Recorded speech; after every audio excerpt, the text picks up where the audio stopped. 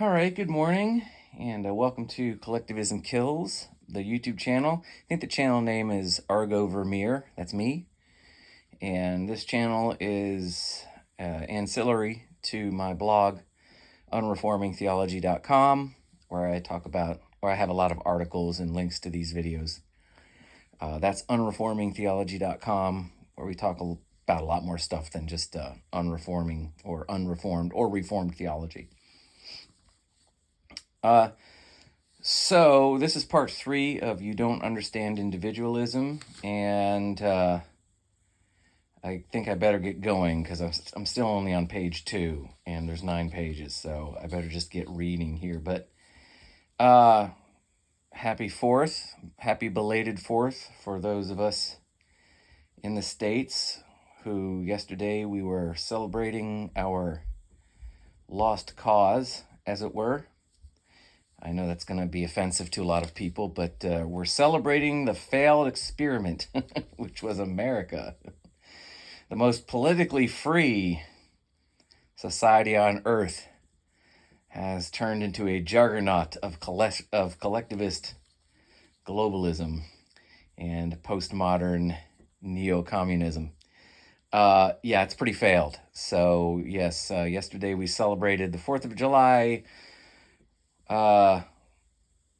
which of course is a celebration of the lost cause. You know, it's funny, I grew up in the South, and you're surrounded by, I grew up actually in Fairfax County, and Fairfax County had a heavy Confederate influence. You know, Robert E. Lee's army was the Army of Northern Virginia, and so,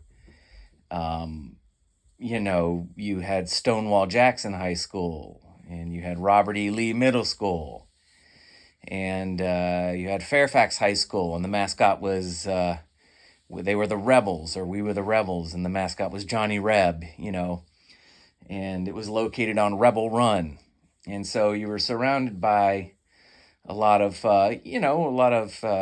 Confederate memorabilia and a lot of pro-Southern sentiment, and it was always referred to as the sort of culture that celebrated the lost cause, And I just find it ironic that here we are 40 years later or so, celebrating a different kind of lost cause. See, the Union is itself a lost cause, and we're just starting to realize that now. You can't separate the lost cause of the South from the lost cause, which is the Union in general. You see, because the Union, when it's held together by threats of violence, meaning the Union is compelled, which is what the Union is post-Civil War. It's interesting. And again, I don't have any dog in this fight. I'm a voluntarist. You could say an anarchist, but I don't like that term because there's connotations of chaos mixed into anarchy. And the idea that you can tack on collectivist ideologies like communist anarchism or socialist anarchism is ridiculous. Voluntarism is really what it's about. It's cooperative. Voluntarism is a term I like because you can't smuggle in any notion of force or coercion. But at any rate, I don't have any dog in this fight. I'm not saying the South is right. This is not a pro-Southern sentiment. It's not pro-Union. I'm not pro-Southern. I'm just saying that the Union, it's interesting because one of the reasons why you hear that the North went to war was to save the Union. But of course, once South Carolina seceded, the Union was dissolved by definition. There's no Union anymore. At least, Union of the states, right? That Union's dissolved. Once the 11 states seceded, and then the 2 border states, of course, which didn't officially secede, but at any rate, this is not a Civil War history. But once the states seceded, there was no Union to save because the Union, by definition, was dissolved. They dissolved it. They seceded. There's no Union. So the idea that you'd save the Union, the only Union that you're putting back together after states secede from it is one that is held together by coercion. So the federal government has a gun to the heads of the states, forcing them to stay in this quote-unquote union. There's no union. The United States are united by what? post-Civil War, it wasn't voluntary. It wasn't a collection of states that were being held together by mutual benefit and agreement. They agreed with this Constitution, and they're in this union voluntarily because of mutual benefit. No, it was the United States united by what? By a gun to the head of the states. The states saw what happens when you try to leave the union. It's not a union. It's not a union when you have a masked gunman that's holding people in an edifice. When you have a terrorist or a gunman that's holding people in an edifice by threats of violence. That's not a union. That's a hostage situation. So essentially, the United States is a hostage situation. You have states that are being held hostage to the federal government. Now, we don't look at it like that, and it doesn't necessarily feel like that, but post-Civil War, that's what it is. So if the South is a lost cause, well, so is the United States a lost cause, because the United States, following the Civil War, is fundamentally different. The Constitutional Convention, the states didn't go into the Constitutional Convention with the idea that they could never leave, that if they tried to leave, the rest of the states would go to war with them. This is the idea that somehow secession was sort of unconstitutional, or it was an act of treason, as though there was some kind of, the states engaged in some kind of blood oath where they would never leave the Union even upon pain of death. That's just not what the Constitutional Convention was. It was considered to be a voluntary union of these states that were being held together out of cooperation for one another, understanding that deferring themselves to a central authority in some sense would be mutually beneficial. But the idea that states could never leave once that union became counterproductive for whatever reason, that's just not something that I think that you find in the Constitutional Convention. I can't imagine the vast majority or even any of the states at the time agreeing to engage in that kind of a union. That just wasn't the attitude of the states, to throw off all of their independence or all of their autonomy and subordinate it to some central authority upon pain of war. So again, this is not a pro-Southern argument. I'm a voluntarist. I don't believe in the state. I don't believe government is a legitimate metaphysical expression. That's the whole point of my blog. I'm just saying that I found it interesting that you talk about the South being a lost cause, but the Union cause wasn't, when of course the Union victory depended on throwing off everything that made America America, which was the idea that the states could come together and cooperate to form a greater union or a greater country. Once the cooperation aspect was gone, once the United States were united by threat of war, by threat of the central authority waging war against your state for seceding, the United States no longer resembled the very thing that they went to war against Britain for in the Revolution. They became hypocritical. America became hypocrisy.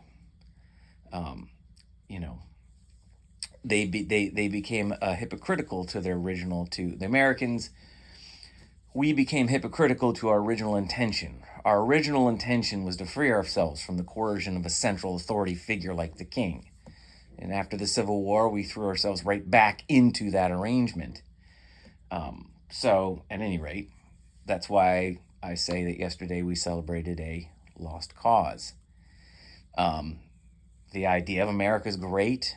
The idea of freedom and liberty and life, liberty and property and pursuit of happiness, that all sounds good, but that's just not what we have now. It's just not. I mean, you know it and I know it.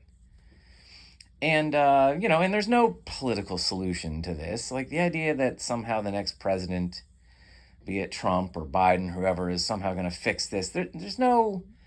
You have to understand that governments are rooted in a metaphysical premise. That premise finds its conclusion. So the metaphysical premise which underwrites all governments is collectivist.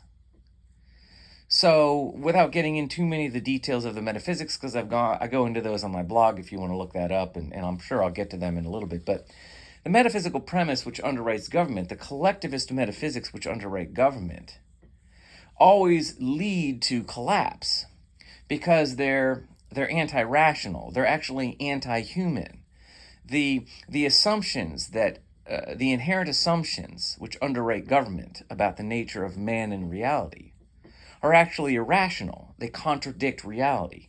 They contradict man's actual root nature, which of course is not collectivist, but is individualist, which is of course what we're talking about in this audio upload. You don't understand individualism, which is we're on part 3 of. But those collectivist metaphysics are going to mean that a society which is established on them will have a lifespan, will have a life cycle. It will be established, it will rise, and it will collapse. Okay? It's like, and this is because the metaphysics which underwrite government, the metaphysics which are false, which are irrational, which underwrite government, can't be established in reality because they are contradictory at root. They are irrational. They contradict reality itself. They are based upon, so government is based upon false assumptions about the nature of man and reality. And that's why governments rise and fall. They don't work. It's like, I've used this analogy before. It's like if I ask a carpenter to make me a square circle table, a table which is in the shape of a square circle. Well, of course, any carpenter will, of course, in the real world, a carpenter will be like, well, I can make you a square table. I can make you a circular table. I can make you a table that's in sort of a circular shape but has straight edges, but I can't make you a square circle table. But my point being is that if I ask this carpenter, if the carpenter goes off and tries to make a square circle table, for a while, he'll get to work. He'll gather the wood together, and he'll get his tools, and he'll spend the money to got all the tools and all of the equipment and material he needs, and then he'll start to build the table, right? And at first it'll look like he's getting somewhere with it. It's like he starts with a square, then he kind of rounds off the edges and sort of square, but it's taking the shape of a circle, but it's still a square. But it's not a square circle table, you know. It's still not not quite right. It's still not a square circle table. It's starting to take the shape of something that's not really a square, not really a circle. So it's neither. And it's both. So at any rate, to make a long story short, he can get this sort of table, he'll get the wood, he'll make it into the shape of a square or circle. He'll start to shave the edges, and the circle will have some straight edges, or the square will have some rounded corners, and start to look like a square, but not really a square, but it's also not a circle at all either. And it's a circle, but it's kind of in a circular shape, but it has straight edges, so it's not really a circle, but it's also not a square. And it'll look like it's getting somewhere for a while, this table that's a square circle. But after a while, you'll start to realize this isn't working. And he'll go, instead of giving up, he's like, well, I've got to make the square circle. Like I've got to make the square circle table. So he'll invest more time and more money, and it'll start to change, and more money and more time. And all of a sudden what ends up happening is if he doesn't finally stop and go, this is impossible. I can't make a square circle table. If he doesn't stop at some point and go, wait, this isn't working. The premise is flawed. There is no such thing as a square circle table because it's a contradiction. There's no such thing as a table which is both a square and a circle. Or you could say is not a square and also not a circle. You see, it's a contradiction. A square circle is a contradiction. It's both a square but not a square. It's a circle but not a circle. It's a 0 times 1. It's 0. It doesn't exist. There's no such thing as a square circle because you can't make something that both is and isn't at the same time. It's a square, but it's also at the exact same time not a square. It's a circle, but at the same time it's actually not a circle. That doesn't exist. That's a contradiction. It doesn't exist in reality. In reality, A is A. Something is or it isn't. It can't be and also not be at the same time. So unless this guy goes, or this girl, whoever, we're equal opportunity here, unless the carpenter goes, it's impossible and stops and says, I'm giving up, the premise is flawed. There's no such thing. You can't make a square circle. It doesn't exist. It can't exist. It's contrary to reality. If that doesn't happen, if the premise proceeds to the conclusion, what's the conclusion? The conclusion is bankruptcy and chaos, and the carpenter goes insane. The carpenter goes insane, declares bankruptcy, and the workshop becomes a chaotic environment of just mass destruction. That's government. Government, if left to run its course, will always result in bankruptcy, chaos, and collapse. In other words, there's no rewinding the clock on America. America is just like any other government on earth that has been tried. It doesn't matter what kind of government, whether it's a rank dictatorship or a representative democracy, a monarchy or a republic, doesn't matter. They're all rooted in the exact same collectivist metaphysical premises, and they all do the same thing. They're established, they rise, and then they collapse. That's where America's headed. You can't put the tube back in the toothpaste. You can't unring the bell. To somehow rewind the clock on the collectivist premises which underwrite this government is akin to dropping an apple from a tree, expecting the apple to somehow stop in midair and levitate back up to the tree. It doesn't happen. It doesn't happen. The apple has to stop falling. Something has to grab the apple and put it back up there. The apple, therefore, is no longer under the influence of the premise being what? Gravity. As long as the apple is under the influence of the premise, which is gravity, it's going to hit the ground. You see what I mean? The idea that somehow the next election is going to unwind the process from the premise of the United States to its inevitable conclusion, which of course is collapse and chaos, because that's what it's like for all governments, because that's what governments do, would be akin to the apple stopping in midair, somehow levitating and levitating itself back up to the tree. It's not going to happen. Doesn't matter who gets elected, doesn't matter how great the person is or how well their intentions are. The premise is going to find its conclusion. America is no different. And a lot of people don't want to hear that. A lot of people don't want to hear that the blood was spilled in vain. I have family members in this country for 400 years.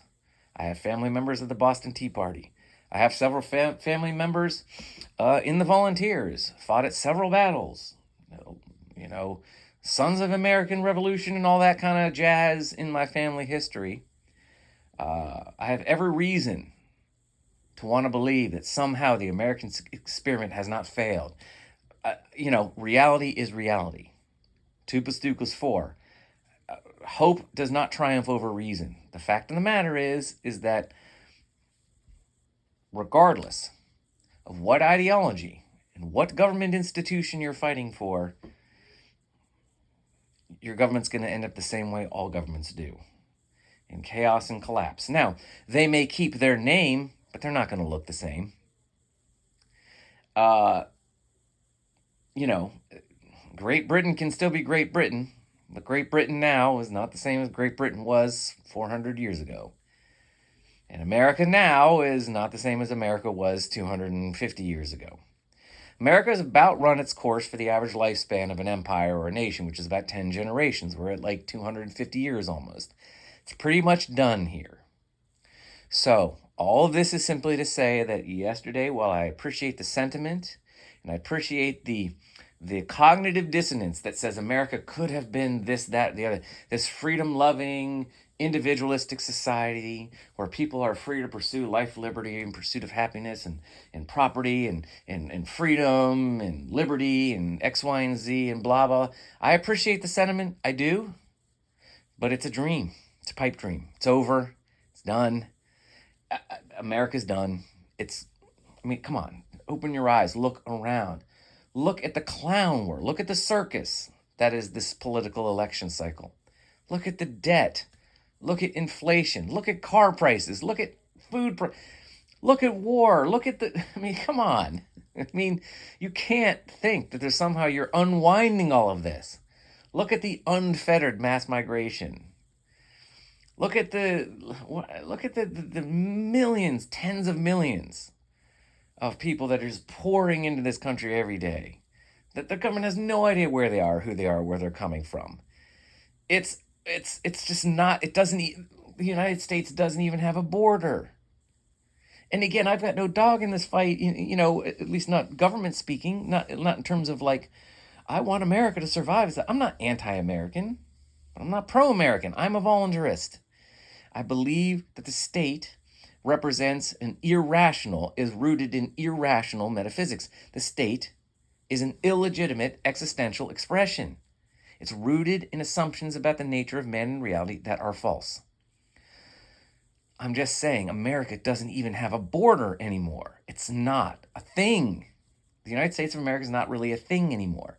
We might have our name, but it's not the country. So while I appreciate the sentiment of the 4th of July, it really is a celebration of a lost cause. And it's sad, I suppose, but I don't know. How do you qualify that as being sad? How is 2 + 2 = 4 sad? This is what governments do. They're rooted in a collectivist premise that finds the conclusion in chaos and collapse, and bankruptcy, and madness. It's sad, I suppose, in some superficial level, but it's in the same way that 2 + 2 = 4, or a duck quacks, or a bird flies, or a fish swims. I mean, it's the nature of the state, So I don't get too upset about it. I just go, oh, well, yeah, government's doing what it's doing. It's maybe scary, it is scary to be in a nation that has no border, no functional border, It is scary to be in a society that's with a culture that's rapidly collapsing, and a kind of basically no longer, there's no sort of societal cohesion because there's no binding philosophy. Like there's no philosophy. Like America doesn't have like a given philosophy. Like there's no sort of root. Like the people aren't able to root themselves into any ideas that are actually considered to be objective. Everything's very fluid. So the very philosophy, the very ways that people think about themselves and their neighbor and their existence it's all over the map. America there's no identity, right? So it's scary to see such a rapid change in the culture and the population so quickly, because what's the old saying, diversity plus proximity equals war? Yeah, so inevitably conflict. When you change a culture so quickly, it definitely invites conflict. So I suppose it's scary in a sense, but it's not sad. It's not surprising. It's not vexing to me, and shouldn't be vexing to you. All of this should make sense to you. It shouldn't be something that necessarily vexes you or causes you to sort of wring your hands I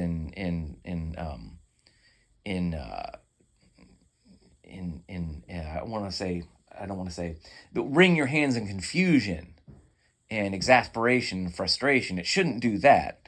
Fear, maybe. The uncertainty, maybe. What's going to happen. Societal, cultural collapse usually results in system failures and conflicts. So yeah, there's that kind of inevitable thing. It's scary to know that the money's basically worthless and it's rooted in nothing.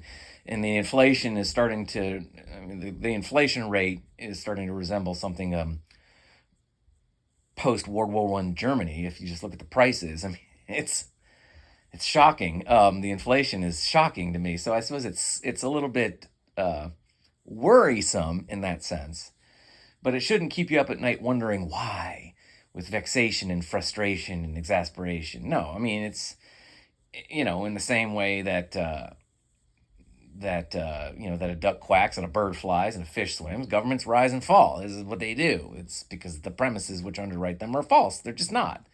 You can't, the government is rooted in, government is like trying to make a square circle. It's trying to make 2 plus 2 equal 5. You can fool yourself for a while, but that doesn't last. Sooner or later, the premise is going to have its conclusion, and it's going to be chaos, and that's what we have. So anyway, I suppose I went off on a little bit of a tangent there, but yeah, the 4th of July just brings that out. It's like, what are we celebrating? Well, me being from the South, I always heard about the lost cause, and I just thought it was funny, like, this is basically the lost cause. This is the Union's lost cause. The South, being from the South, you heard it all the time. Southern way of life, the Southern perspective, the Confederacy, the movement of the Confederacy, the secession, that kind of thing. Lost cause. And I'm like, well, ironic, because that's what we saw last night with the fireworks and the people across the street and lighting their fireworks and the kids with the sparklers and the flags hanging out all over the place. It's the celebration of what's a lost cause. America, the Union. That's what that is. It's a funeral. Every 4th of July is basically a remembrance day. Remembrance of what was, or celebrating an ideal. The ideas of liberty and freedom and pursuit of happiness and life, liberty, and all that stuff. That stuff can happen. It's real, but it can't happen under the auspices of a government. The ruling class is not interested. The ruling class, which is the praxis of government, is not interested in the masses being free and independent and individual, because then what do we need them for? No, you see, government needs dependence. The government needs people dependent on it. The ruling class needs people who are dependent on it. The ruling class is never going to promote free, competent, individualistic, independent, capable, self-sustaining, self-promoting human beings. That's not in their interest, because they don't need to be ruled. Those people don't need a competent individual who's able to live his life and cooperate with his neighbors and do for himself and promote himself and earn and make his own life, who's disciplined and competent and intelligent and productive. The government doesn't need those people. Those people don't need the ruling class. They don't need a ruling class to pass laws and tell them what to do and create boundaries for them. That kind of a person doesn't need the state. That's not the kind of people that the state wants to promote.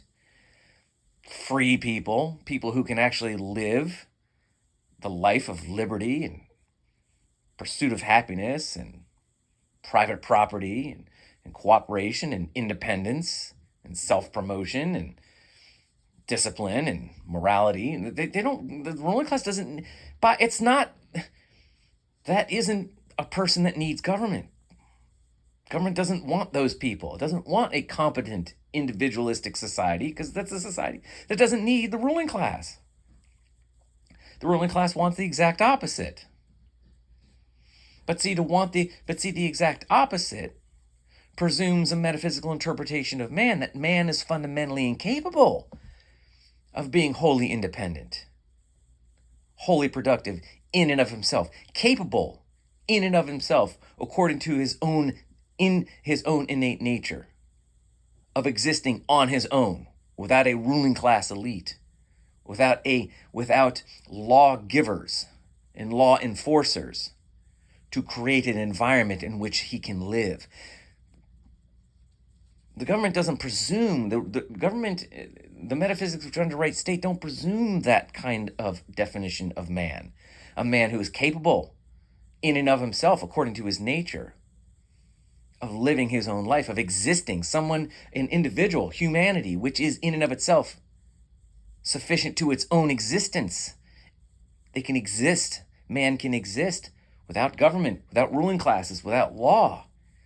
Man can actually exist and perpetuate himself. That's not the metaphysics of the state. The metaphysics of the state are, if there's no ruling class, man will go extinct. Man is incapable in his own nature as an individual from actually existing. Man without the state is incapable of being productive, incapable of his own life, of cooperation, of production, of peace, of prosperity. That's the metaphysics of the state. The metaphysics of the state say, no, that's not what man is. Man needs government. If man's left to himself, he'll do whatever he wants. Which, of course, begs the question, what's the problem with that? Why can't man do whatever he wants? What's wrong with man doing whatever he wants? Well, because what he wants to do, because according to his nature, is going to be bad things. Man, unfettered by the ruling class and the law, is a man that's going to give into his nature, and his nature is evil. His nature is insufficient. His nature is irrational. His nature is immoral. If left to himself without government, without law, he'll do whatever he wants, and what he wants to do is evil. He wants to exploit and destroy and hurt his neighbor, not cooperate with him. And his neighbor wants to do likewise without the state, without government. It's pure chaos. It's war. It's destruction. It's the annihilation of the species.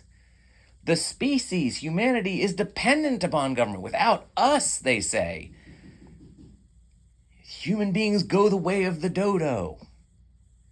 Human beings are gone, extinct, like the dinosaurs. That's the metaphysics of the state. There is no you without government. Without you, without government, there's no you. Yourself doesn't exist. You can only exist as an extension and expression of government. Those are the metaphysics. So the idea of liberty and freedom and independence, that kind of a person, not only does the ruling class not want and the government not want, it doesn't recognize, because it's rooted in metaphysics which say such a humanity doesn't exist and can't exist. That's not its nature. Man can't be independent and free. Man can't pursue liberty and freedom and individuality. That's not his nature. His nature is self-destructive. He needs to be reined in. So America might give the ruling class in America might give the livestock a larger farm on which to roam. Maybe our fences are maybe our cages are a little larger than, say, they would be in North Korea, but it's a cage nonetheless. And as time goes by, that cage is getting smaller and smaller and smaller. So, yeah, I don't mean this to be a big downer. I don't have a dog in this fight. I'm not saying you're a fool for celebrating Independence Day. We celebrated Independence Day. I enjoyed the fireworks I saw. We're going to see fireworks tonight. But I'm not under the illusion that somehow I'm celebrating something that either exists or can be saved. I'm celebrating ideals which I respect. Life, liberty, the pursuit of happiness, private property, independence, liberty. But I'm not under any illusion that somehow we have this or are going to have it, or that somehow the next election is going to fix everything. In the same way the apple is not going to be levitated back up to the tree. I know where this is going, and I know that the idea of the America being some kind of special iteration of government, which somehow can synthesize individualist and collectivist metaphysics, or somehow successfully synthesize collectivist metaphysics with individualist ethics. I'm not under any illusion that's possible. I don't believe 2 + 2 = 5. I don't believe up is down and left is right, and there's such thing as square circles. Sorry. I'm not saying you're a fool for being pro-American. If what you mean by American is celebrating certain ideals, which you must realize now were never happened, were never going to happen, and can't happen, because these are ideals that are contrary to the very metaphysical assumptions which underwrite the government which is supposed to grant them. The idea of life, liberty, private property, pursuit of happiness are entirely antithetical to the collectivist metaphysics which underwrite the very government which is supposed to give them to us. The collectivist metaphysics which underwrite all governments, even the American government, don't consider humanity as capable of any of that. Life, liberty, happiness, freedom, independence. It's quite the contrary. So while it's a noble goal to create a society rooted in these ideals, it can't happen via the state, which is why America is where it is. This is where it is. And if you can't see it, if you can't see that your government now, and what America represents now, has nothing at all to do with what the founding fathers were intending, then God help you. It's not going back. It's not, you're not rewinding the clock. There is no chance of squaring that circle. You're not unringing that bell. You're not putting the toothpaste back in the tube. So yes, celebrate the ideals, but the idea that you're celebrating something which exists, or something which can exist again, this America, which actually does what it said it was going to do, which was make men free. You have to understand it's impossible, because that can't be done by a nation state. It can't be done by a ruling class. It can't be done by government. It can't be done according to the collectivist metaphysics that underwrite the government, the American government now and in the past. You can fire an arrow from the present into the past, and it will land like a bullseye right in the middle of the Constitution. The Constitution is why we are here. It's like, if we just get back to we hear this, if we just get back to the Constitution, if we could just get back to if we just started respecting the Constitution, this could all be fixed. You don't understand. You can draw a beeline. Is that the right term? A straight line, an arrow shot from the Constitution to here. Why? Because the Constitution implies the existence and the establishment of a state, and the state, government, a ruling class, legal ethics, legality of the law are rooted in metaphysics, which are rooted in metaphysics, assumptions about the nature of man and reality, which means, so those premises which underwrite that Constitution are going to lead to the conclusions that we are seeing today. So the Constitution, as noble as it may be, as noble as its ideals may be, are still rooted in collectivist metaphysics, which means that no matter what the intentions are, the premises which underwrite the Constitution being collectivist are going to lead America from where it was there, exactly where it is now. If you somehow managed to rewind the clock, it would simply wind itself back to where we are now. If you managed to put the tube back in the toothpaste, it would inevitably just squirt out all over the sink one more time. If you managed to unring the bell, it would simply ring again in the same way. Even if you somehow were able to go back in time and rewind the clock back to the initial instantiation of the United States of America, it's going to go the same way, because the premises, the metaphysical premises which underwrite the government and the Constitution are going to lead to this, because they are collectivist, and collectivist metaphysics are antithetical to human nature and reality. They will always lead to chaos and collapse, which is why no government ever lasts. There's been no 1,000 or 2,000 year reign of any government in any fundamentally consistent iteration. Rome changed. Great Britain changed. Empires changed. You can call your country the same thing. It's not the same country. You can call Rome, Rome. It's not the same Rome. You can call Great Britain, Great Britain. It's not the same Great Britain. There is no consistency to governments, because governments are rooted in chaotic and irrational metaphysics. Governments are illegitimate metaphysical expressions. They don't make sense. The government represents the attempt of man to make a square circle, to make 2 + 2 = 5. And that's why we are where we are. If you want actual life, liberty, pursuit of happiness, personal property, cooperation, morality, peace, it's only ever going to happen by appealing to proper metaphysics, individualist metaphysics, the metaphysics which say that man is in his nature capable and sufficient to his own existence. Man can exist as himself. His consciousness, his conscious frame of reference is sufficient to the apprehension of truth and acting in service to it, and that there is such thing as objective truth, and that there is such thing as objective value to that truth, which means that truth can be applied in objectively ethical ways. That's the only way you're ever going to get the ideals which you celebrate on the 4th of July in this country. It's the only way.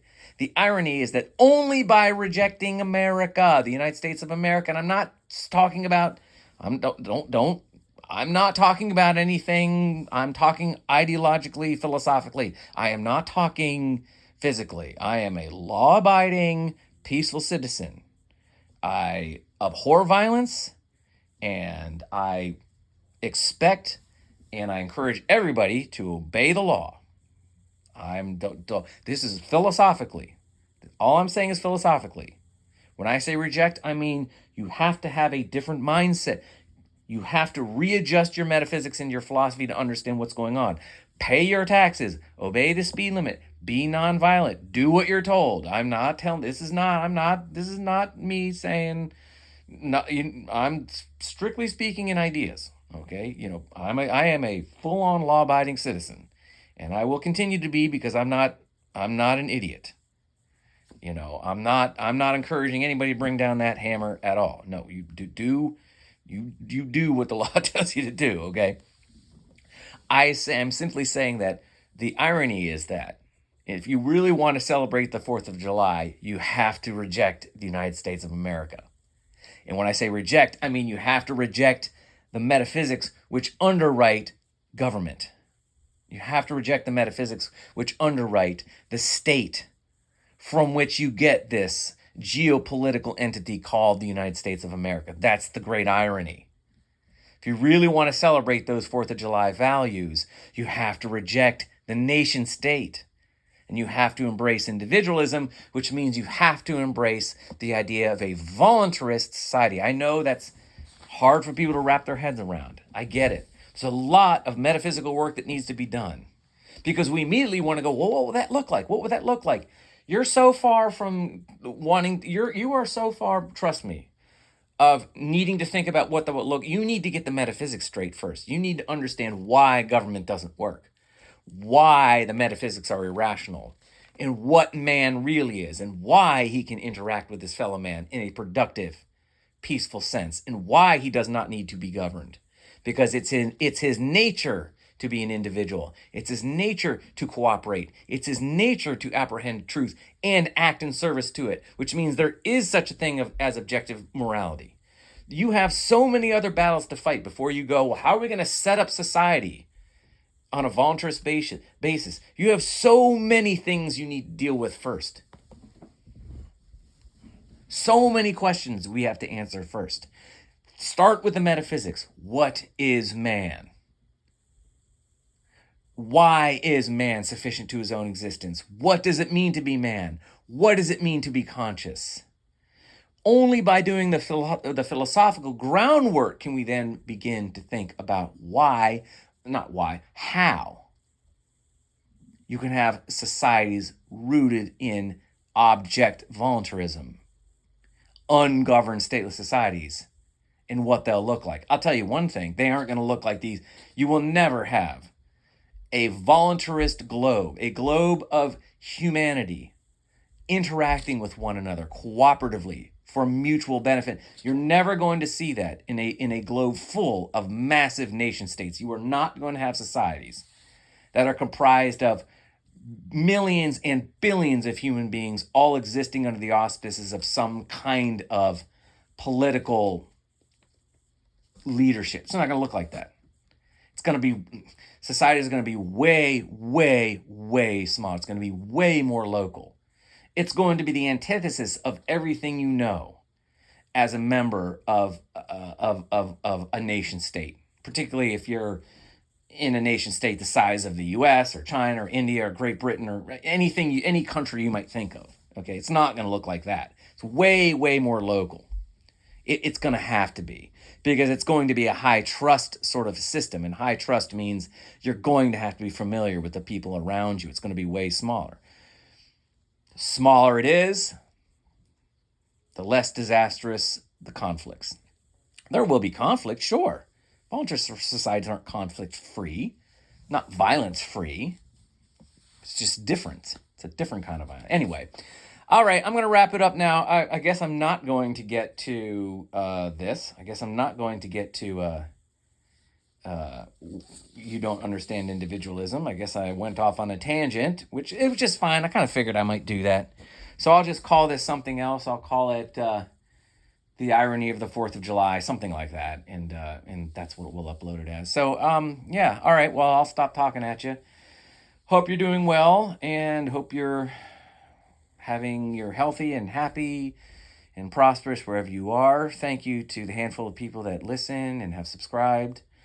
I do appreciate you, and even if you agree with me or not, it's fine.